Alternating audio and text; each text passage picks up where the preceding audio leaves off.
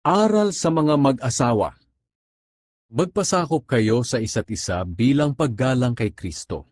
Mga babae, magpasakop kayo sa inyong asawa, gaya ng pagpapasakop nyo sa Panginoon.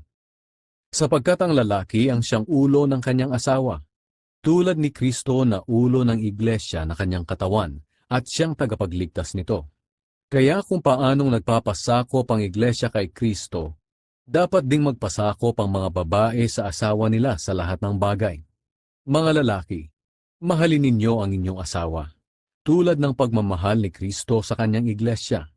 Inihandog niya ang kanyang sarili para sa iglesia, upang maging banal ito, matapos linisin sa pamamagitan ng bautismo sa tubig at ng salita ng Diyos. Ginawa niya ito para maiharap niya sa kanyang sarili ang iglesia na maluwalhati, banal, walang kapintasan, at walang anumang bahid o dungis. Kaya dapat mahalin ng lalaki ang asawa niya tulad ng pagmamahal niya sa kanyang sarili. Sapagkat ang nagmamahal sa kanyang asawa ay nagmamahal sa kanyang sarili. Walang taong nasusuklam sa sariling katawan. Sa halip pinapakain niya ito at inaalagaan. Ganito rin ang ginagawa ni Kristo sa atin, dahil bahagi tayo ng kanyang katawan na tinatawag na iglesia.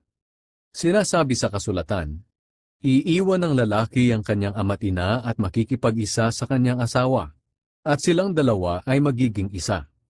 Kamangha-mangha itong malalim na katotohanan na ipinahayag ng Diyos. Isinasalarawan nito ang ugnayan ni Kristo at ng iglesia niya.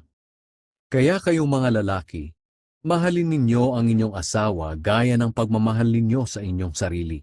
At kayong mga babae, igalang nyo ang inyong asawa.